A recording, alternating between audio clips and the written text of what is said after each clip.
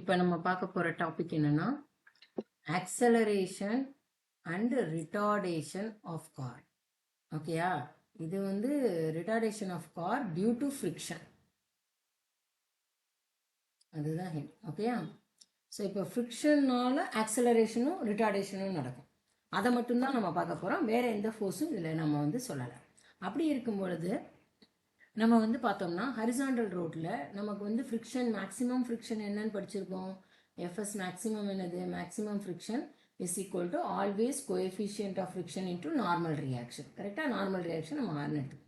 Suppose இப்போ வந்து நீங்கள் ஒரு வெஹிக்கிள் வந்து மூவ் ஆகுது அப்படின்னா இந்த வெஹிக்கிள் வந்து எங்கே வேணாலும் மூவ் ஆகலாம். கரெக்டாக இந்த டைரெக்ஷன்லேயும் மூவ் ஆகலாம், இந்த டைரெக்ஷன்லேயும் மூவ் ஆகலாம்.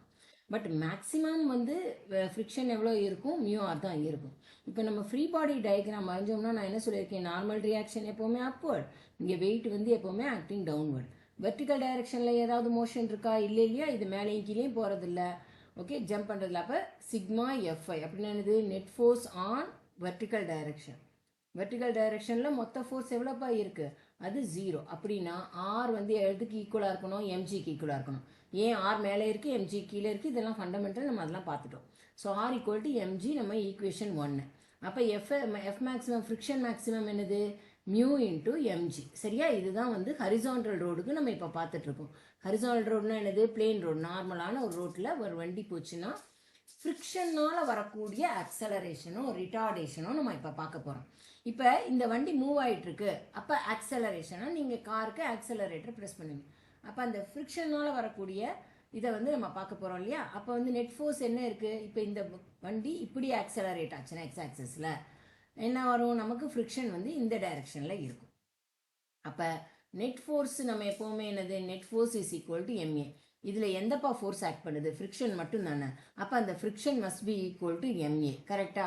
ஸோ ஃப்ரிக்ஷன் வந்து என்னது? Mu MG must be equal to MA. Okay, so acceleration என்னது? Acceleration will be equal to mu into G. இதுதான் வந்து ஆக்சலரேஷனாக இருக்கலாம், இல்லை ரிட்டார்டேஷன். ரிட்டார்டேஷனாக என்னது? Negative acceleration. கரெக்டா? ஆக்சலரேஷனோ ரிட்டார்டேஷனோ ஒரு ஃப்ரிக்ஷனால் இருந்துச்சுன்னா இந்த அந்த ஹரிசாண்டல் ரோட்டில் ஏ ஈக்குவல் டு மியூ ஜி. இந்த பட் இதில் ஒரே ஒரு பாயிண்ட் நீங்கள் நோட் பண்ணுறது என்னது? ஃப்ரிக்ஷன் வந்து 0வும் இருக்கலாம். இப்போ வண்டி மூவ் ஆகலைன்னா என்ன ஆகும்?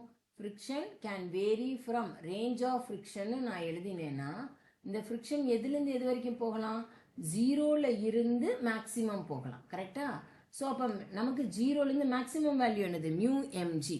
அப்போ நமக்கு 0ல் இருந்து மேக்ஸிமம் போகிறது வந்து F maximum 0 to this.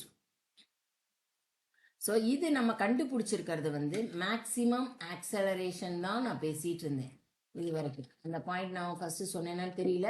So ஏன்னா எஃப் ஃப்ரிக்ஷன் மேக்ஸிமம்னா என்னது? ஃப்ரிக்ஷன் தான் இருக்கிற ஃபோர்ஸு. ஃபோர்ஸ் மேக்ஸிமம்னா ஆக்சலரேஷனும் maximum. So maximum acceleration or retardation of a car on horizontal road வந்து என்னது? A equal to mu MG. இதுக்கு ஒரு சம்மும் இருக்குது. சம் வந்து பார்த்துடலாம். டிசி பாண்டே சாருடைய புக்கில் இருந்து தான். ஓகேயா? So example 14. So on a horizontal rough road value of coefficient of friction கொடுத்துட்டாங்கப்பா. ஸோ இது வந்து 0.4. Minimum time. மினிமம் டைம் வேணும்னா ஆக்சலரேஷன் எப்படி இருக்கணும்? மேக்ஸிமமாக தானே இருக்கணும். மினிமம் டைமுக்குள்ளே ஒரு இடத்துல போனோம்னா ஸ்பீடு ஜாஸ்தியாக தான் இருக்கணும். So acceleration minimum. டிஸ்டன்ஸ் எவ்வளோ கவர் பண்ணுறது? 400 மீட்டர். சரியா? அப்போ நமக்கு வந்து the car starts from rest. இது வந்து முன்னாடி நம்ம பார்த்துருக்கோம், ஞாபகம் இருக்கான்னு தெரியல. Car starts from rest, so and comes to rest. Final velocity 0. Initial velocity, final velocity 0. நமக்கு அப்போ நீங்கள் நல்லா யோசனை பண்ணி பாருங்கள். இது நான் ஈக்குவேஷன்ஸ் ஆஃப் மோஷன்லேயே சொல்லி கொடுத்துருக்கேன். இப்போ ஒரு கார் வந்து மினிமம் டைமில் இவ்வளோ டிஸ்டன்ஸ் கவர் பண்ணணும். நான் எவ்வளோ தூரம் ஆக்சலரேட் ஸ்பீடப் பண்ணுறதுக்கு எடுத்துக்கிறேனோ அதே டைம் தானே நான் ரெடியூஸ் பண்ணுறதுக்கு எடுத்துப்பேன். காரில் போகிறீங்க, நீங்கள் ஆக்சலரேட் பண்ணி 0 to 100 கிலோமீட்டர் போகிறீங்கன்னா அப்போ நீங்கள் பிரேக் பண்ணும்பொழுது என்னாகும்? அதே டைம் எடுக்கும். இப்போ இதுக்கு வந்து டி டைம் எடுக்குதுன்னா அப்போ 100 கிலோமீட்டர்லேருந்து 0 டயத்துக்கு என்ன இருக்கும்?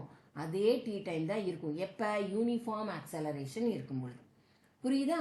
ஸோ அப்போ இதுக்கு டி டைம், ஆக்சலரேட் பண்ணுறதுக்கு எனக்கு டி டைம் ஆகிடுச்சுன்னா, ஏன்னா நீங்கள் ஆக்சலரேட்டர் ப்ரெஸ் பண்ணுறீங்க, அப்போ ஸ்பீடு இன்க்ரீஸ் ஆகுது. அப்போ 100 கிலோமீட்டர் பர் ஹவர் போகிறதுக்கு டி டைம் எடுத்துச்சுன்னா பிரேக் அப்ளை பண்ணும்பொழுது என்னது நெகட்டிவ் ரிட்டார்டேஷன். அப்போ அதுக்கும் என்ன ஆகும், அதே டைம் தான் எடுக்கும். சரியா, இங்கேயும் ஆக்சலரேஷன் அதே ஏ தான். ஸோ அப்போ மினிமம் டைம்னு கேட்கறதுனால இது, மேக்ஸிமம் டைம்னா இடையில வந்து கான்ஸ்டன்ட் வெலாசிட்டியில் போய்க்கலாம். பட் மினிமம் டைம் கேட்கும் பொழுது எப்போவுமே நீங்கள் வந்து ஆக்சலரேஷனுக்கும் ரிட்டார்டேஷனுக்கும் ரெண்டும் சேர்த்து என்ன ஆகும், டைம் டீன்னு வச்சுக்கிட்டோம்னா அதுக்கு வந்து நம்ம கண்டுபிடிக்கணும். டிஸ்டன்ஸ் வந்து இது இனிஷியல் வெலாசிட்டி கொடுத்துருக்காங்க, ஃபைனல் வெலாசிட்டி கொடுத்துருக்காங்க. நம்ம இப்போ தான் பார்த்தோம் இது வந்து ஃப்ரிக்ஷன்னால மட்டும்தான் நமக்கு வந்து இப்போ போகிறோம். கரெக்டாக? அப்போ friction rough road on horizontal rough road. இப்போ ஃப்ரிக்ஷன்னால வரக்கூடிய ஆக்சலரேஷன் என்னது, மேக்ஸிமம் ஃப்ரிக்ஷன் என்னது, எஃப்எஸ் மேக்ஸிமம் இஸ் ஹரிசானல் ரோடில் மியூ எம்ஜி. ஆல்ரெடி பார்த்தாச்சு, இருந்தாலும் உங்களுக்கு நான் சொல்கிறேன். இது மேக்ஸிமம் ஃப்ரிக்ஷன். அப்போ மேக்ஸிமம் ஆக்சலரேஷன் எவ்வளோப்பா, மேக்ஸிமம் ஆக்சலரேஷன் வந்து equal to A max. Last டைமே இப்போ தான் டிரைவ் பண்ணினேன். A maximum is friction maximum by M. F net equal to MA, right? F net என்னது, friction. So friction equal to MA. So A will be equal to F maximum by M. So this is nothing but maximum A. அவ்வளோ friction மேக்ஸிமமாக இருந்தால் acceleration மேக்ஸிமமாக இருக்கும். So வந்து என்னது, acceleration எவ்வளவு, acceleration will be equal to friction எவ்வளோப்பா, mu MG. Mu MG by MG. So இது வந்து என்னது, மியூஜி. இது நான் வந்து உங்களுக்கு ஃபார்முலா மாதிரி நினைக்கக்கூடாதுன்னு தான் சம் போடும்போது திரும்பவும் அதே கான்செப்ட் சொல்லித்தரேன். நீங்கள் ஆனால் நீங்கள் ஃபார்முலா மெமரைஸ் உங்களுக்கு தரவாக இருக்கும்னா ஏ மேக்ஸிமம் ஈக்குவல் டு மியூஜி போட்டுக்கலாம். ஸோ ஏ மேக்ஸிமம் என்னது, எம்சிக்யூலாம் நமக்கு டைம் தான் முக்கியம். கரெக்டாக 0.4 into what is the acceleration due to gravity மா 10ன்னு எடுத்துக்கிட்டோம்னா 4 மீட்டர் பர் செகண்ட் ஸ்கொயர். கொடுத்துருக்கிற வேல்யூ எடுத்துக்கோங்க. நான் இங்கே ஈஸிக்காக நான் உங்களுக்கு கான்செப்ட் தான் எக்ஸ்பிளைன் பண்ணுறேன். இப்போ காருடைய ஆக்சலரேஷன் டைம் என்னது, ஆக்சலரேட்டிங் டைம் இஸ் டீனா, டிசலரேட்டிங் தட் இஸ் ரிட்டார்டேஷன் டைமும் என்னது, ரிட்டார்டேஷன் டைமும் டி தான். ஏன், ஒரே நம்ம மினிமம் டிஸ்டன்ஸ் கவர் பண்ணுறோம். அப்போ இந்த இது வந்து காமன் இல்லையா, ஏங்கிறது வந்து 4 மீட்டர் பர் செகண்ட் ஸ்கொயர். அப்போ டிஸ்டன்ஸ் கவர் என்னது, நமக்கு டிஸ்டன்ஸ்ன்னு கேட்டிருக்காங்க, டிஸ்பிளேஸ்மெண்ட் கிடையாது. டிஸ்டன்ஸ் என்ன ஆகிடும், half AT ஸ்கொயர். ஏன்னா S equal to UT plus half AT square இல்லையா, U0. அப்போ வந்து S equal to half AT square தான் U0வாக இருக்கும் பொழுது. புரியுதா? அப்போ இந்த கிராஃப் இப்படி தானப்பா வரும், நல்லா பார்த்தீங்கன்னா. ஸோ இது வந்து இனிஷியல் வெலாசிட்டி 0, ஃபைனல் வெலாசிட்டி 0. சரியா? ஸோ நம்ம இப்போ பார்த்தோம்னா என்னது, ஆக்சலரேஷனுக்கு half AT ஸ்கொயர், ரிட்டார்டேஷனுக்கு வந்து என்னது half AT ஸ்கொயர். சரியா? அப்போ இது ரெண்டும் சேர்ந்தது தான் என்னது, S1 + S2. இன்னும் புரியறாப்படி எழுதினேன்னா மேம் எங்களுக்கு புரியலைன்னு சொன்னீங்கன்னா, டோட்டல் டிஸ்டன்ஸ் என்னது, ஸ்பீடு இன்க்ரீஸ் ஆகிறதுக்கு ஒரு டிஸ்டன்ஸ் கவர் பண்ணியிருக்கு, ஸ்பீடு டிக்ரீஸ் ஆகிறதுக்கு ஒரு டிஸ்டன்ஸ் கவர் பண்ணியிருக்கு. ரெண்டும் சேர்ந்தது தான் என்னது 400 மீட்டர். கரெக்டா?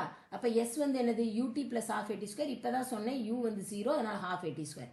S1க்கு அதே ஆக்சலரேஷன் தானே, ஏ வேல்யூ சேஞ்ச் ஆகலை இல்லையா, so AT square plus half AT square. டிஸ்டன்ஸுங்கிறதுனால ஒரே டைம் தான் எடுக்குது. அப்போ half plus half is AT square equal to 400, T square equal to 400/4 100 ஆயிடுது. T வந்து என்னது 10 செகண்ட்ஸ், நெகட்டிவாக இருக்க முடியாது, அது நம்ம பார்த்துருக்கோம். ஸோ T 10 செகண்ட்னா ஆக்சலரேஷனுக்கு 10 செகண்டு, ரிட்டார்டேஷனுக்கு 10 செகண்டு. அப்போ மினிமம் டைம் என்னப்பா, மினிமம் டைம் 2T. கரெக்டா? அப்போது இது வந்து 10 செகண்ட்ஸ் ப்ளஸ் 10 செகண்ட்ஸ் எவ்வளோ ஆச்சு, R2 × 10 செகண்ட்ஸ் 20 செகண்ட்ஸ். ஏன்னா ஆக்சலரேட் ஆகிட்டு திரும்ப டிசல் அப்படியே நம்ம ஸ்டாப் பண்ண முடியாது இல்லையா, அது இதாகிடும் இவ்வளோ ஸ்பீடில் போகும்பொழுது. அப்போ பிரேக் அப்ளை பண்ணும்பொழுது அந்த பிரேக் அப்ளை பண்ணுறதுக்கு யூனிஃபார்ம் ஸ்பீடில் ஆக்சலரேஷனில் போகும்பொழுது சடன் பிரேக்கெல்லாம் இங்கே கிடையாது. ஓகேயா? ஸோ இதுதான் 20 செகண்ட்ஸ். நெக்ஸ்ட் கான்செப்ட், இதில் இன்க்ளைன் பிளேன் பார்ப்போம்.